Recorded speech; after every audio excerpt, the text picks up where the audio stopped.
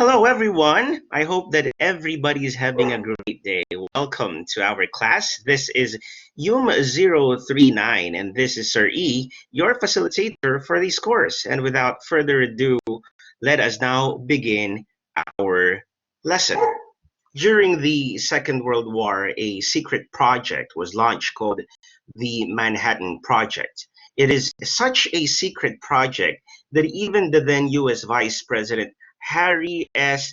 Truman was not informed of it until he became the president after the death of Franklin Roosevelt.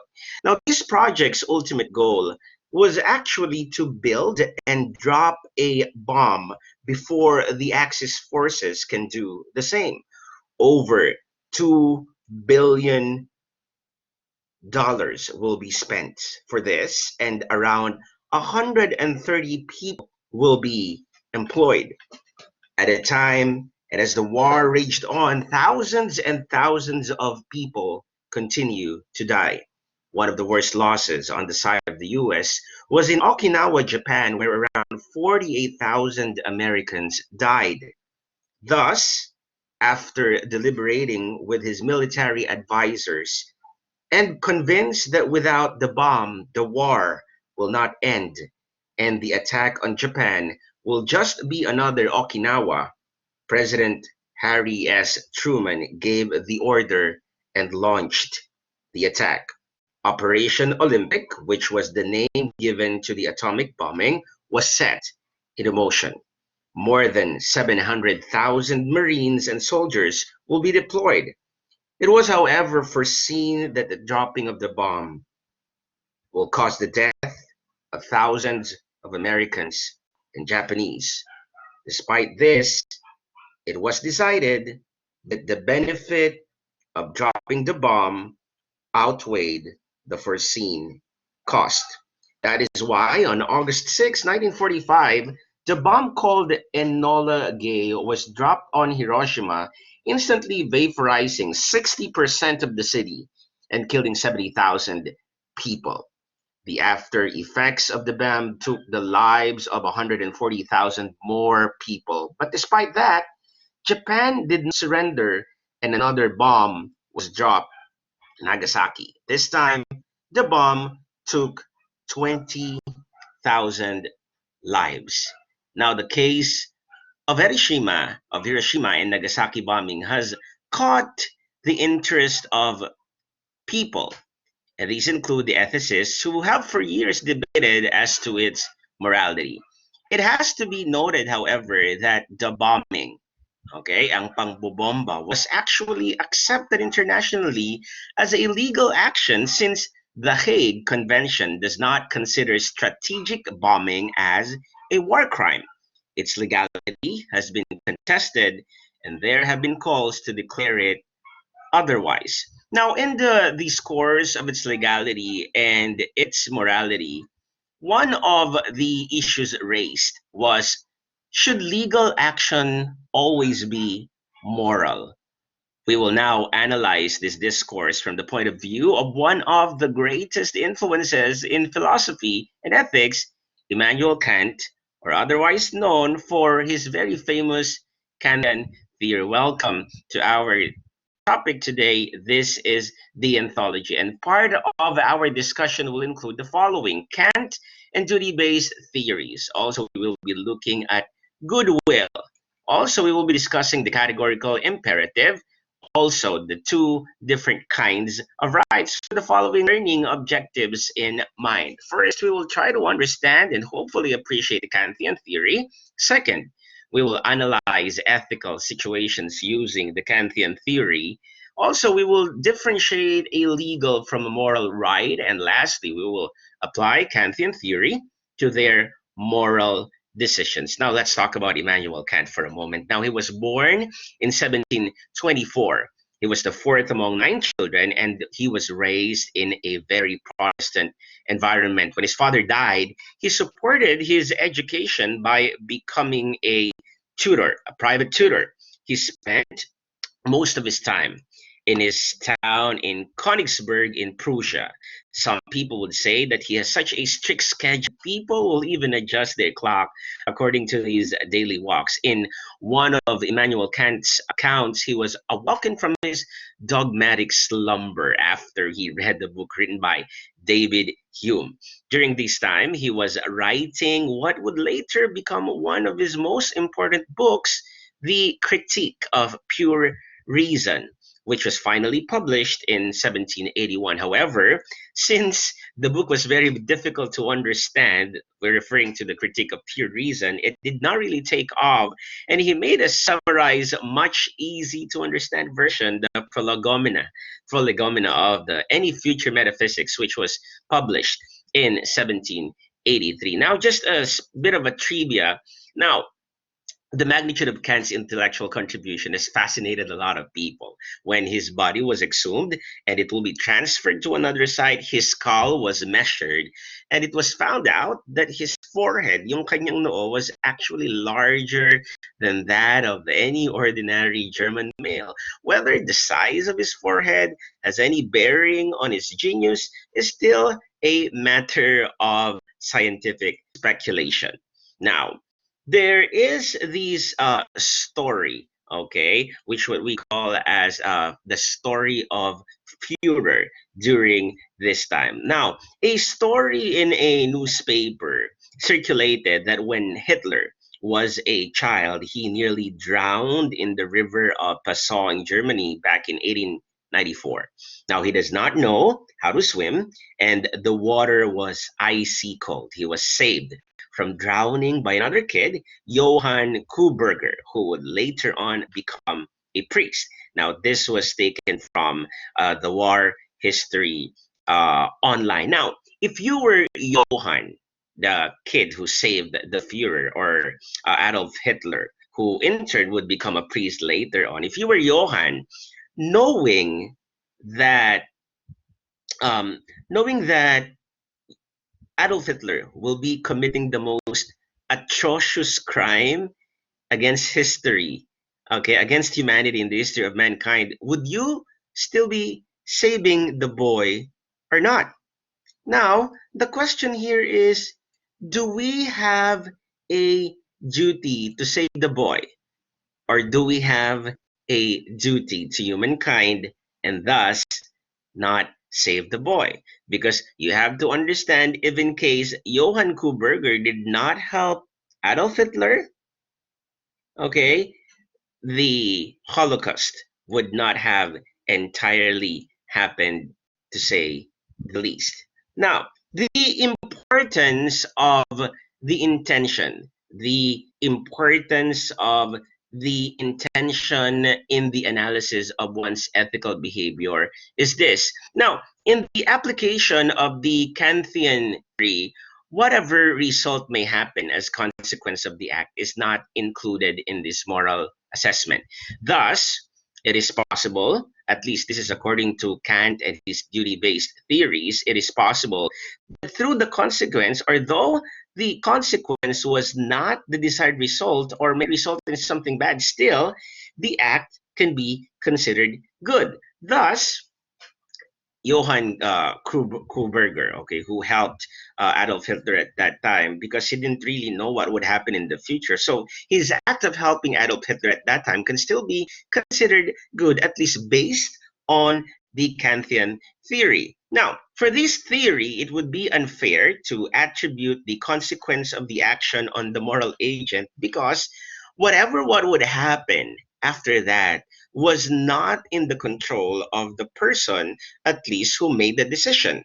At least the other kid who helped Adolf Hitler, his idea was just to help just because Adolf Hitler was drowning.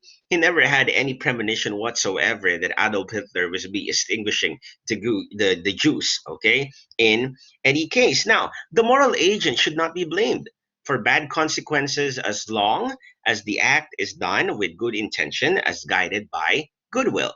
Now, it is emphasized here that a person should be morally judged, okay, only on things that are within his control.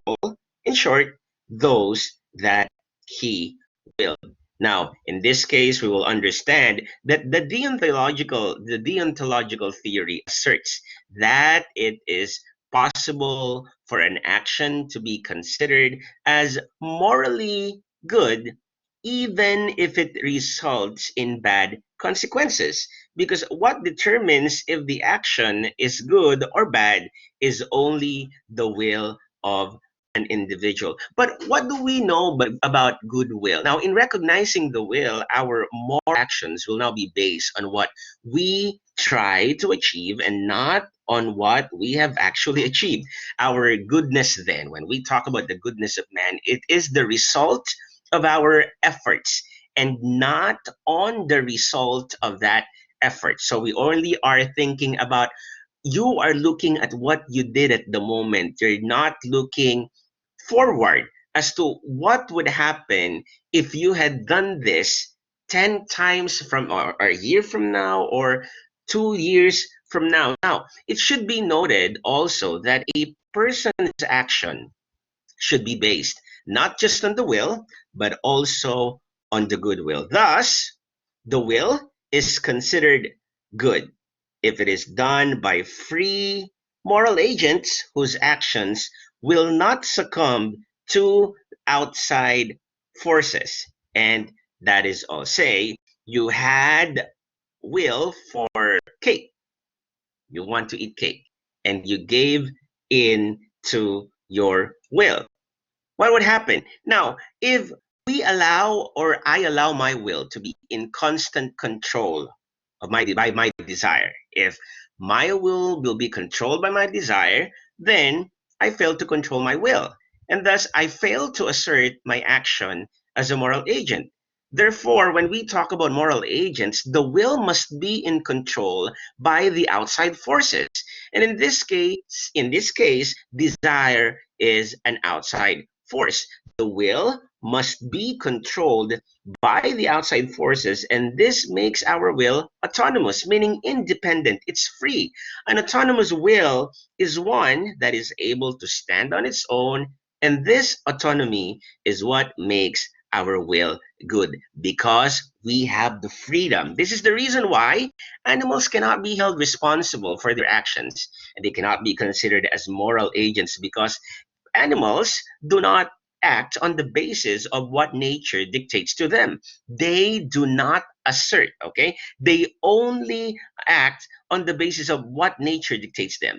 They do not assert their will over their nature.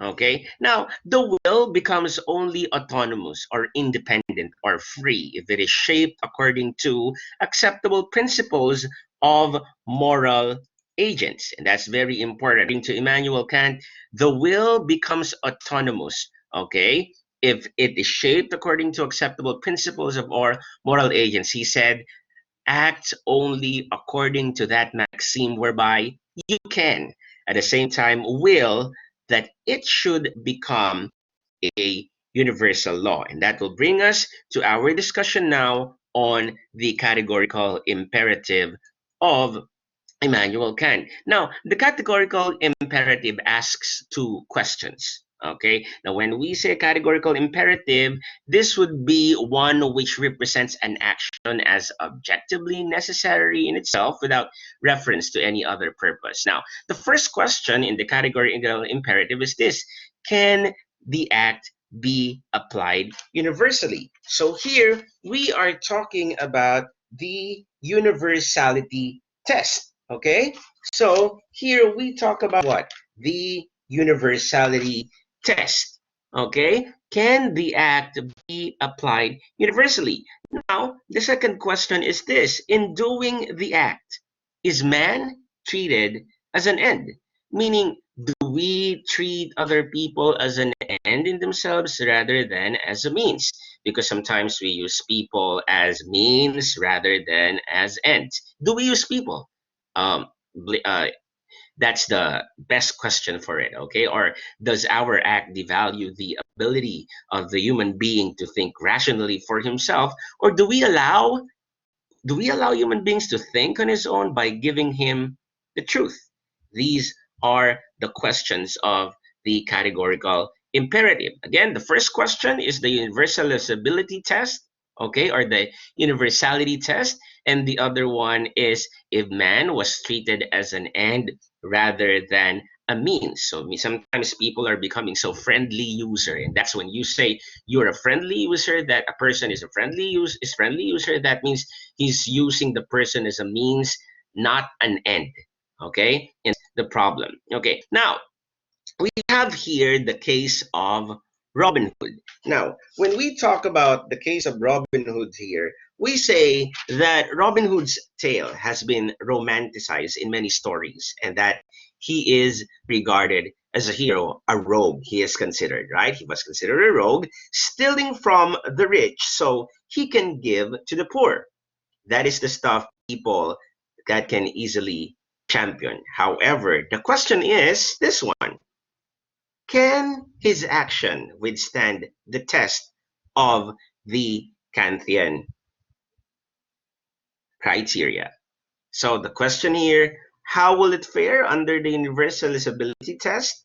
Or is it using people as a means rather than an end?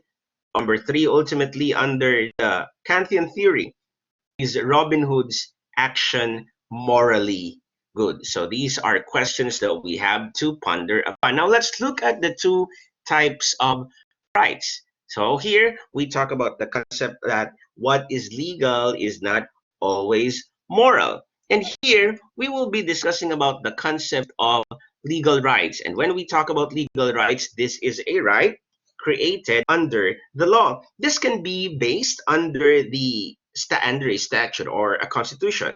Okay, our constitutional rights. It is usually the what do you call as the crystallization of the tradition. You talk about the values and what is generally regarded as ethical and moral within the political area and as recognized by the authorities.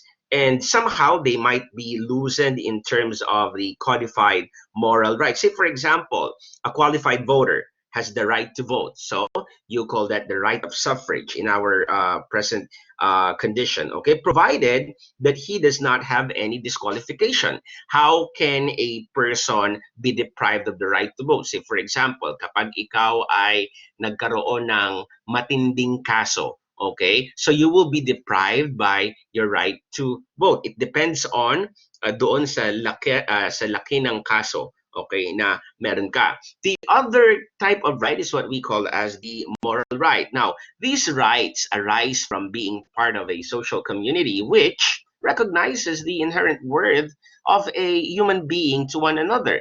It is brought out from the basic respect, okay, and value one gives to another person. Say, for example, a person has the moral right to expect others to give her the credit for her works. Okay, so that's an example of a moral right. Now, in an ideal situation, we have to understand that legal rights and moral rights are supposed to be consistent with one another. Certainly, we have to consider that what is ethical or what is considered ethical by the people should be the foundation of our law. Now, it follows the idea that people, okay, will follow the law only if they think that that is morally good and sound.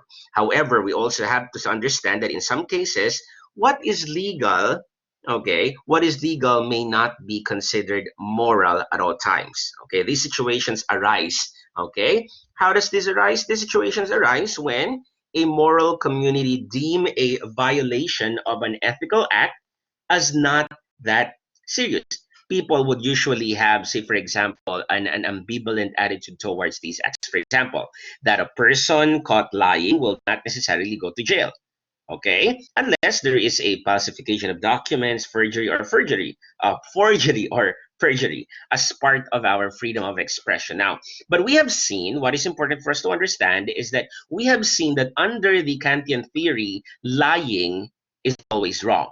There is no situation when lying will be considered morally right because it fails the two tests. And what are those two tests? You talk about what? the universalizability test. The question is, can the act be applied universally? Lying cannot be applied universally. And the second question here is what? In doing the act, is the man treated as an end? No. When you lie, you treat man as a means. Now, some, okay, would make a difference between what is considered right, the legal right, as opposed to what ought to be right, okay, or the moral right. That is when we say that what is legal is not always moral. Say, for example, you talk about the idea of abortion. It could be legal in some countries on different cases. However, when we talk about killing babies, do you think that it is actually moral? Right? So that is somehow on the contrary.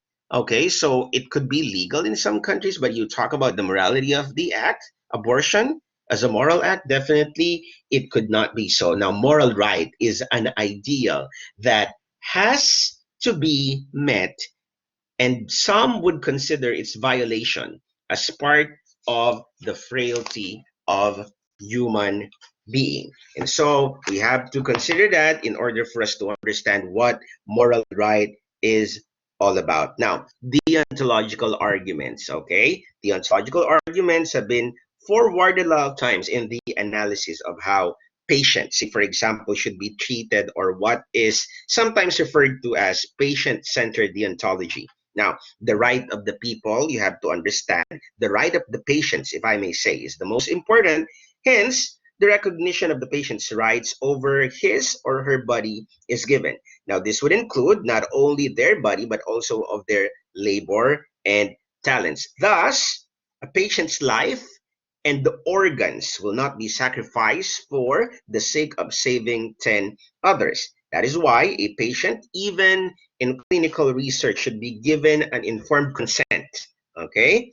Let me repeat that. Should be given an informed consent stating that they are allowing themselves to undergo such procedures and tests. Okay? So, what we will learn, at least for today. Now, the Kantian theory, or also otherwise known as the deontological theory, okay, focuses on duty as the primary factor for determining if an action is good or not. Now, in this theory, for one to be considered good, now this is the test of the deontological theory, okay, it has to pass these two questions. The first one is the universalizability of the act. Universalizability of the act, or the universality test. And the second one, the treatment of humans as an end and not as a means. Now remember this, everybody, that a person has made the morally correct action only if the question or the action responds positively to question number one, category number one, and the other one, number two. A person has made the morally correct action if the action responds positively to the question or to the test of universality and to the treatment of humans as an end and not as a means. In that case, we then have the duty to do the act. And that wraps up our discussion on deontology. This has been Sir Ian. Thank you for joining us today in our discussion. God bless you all, and I'll see you again next time.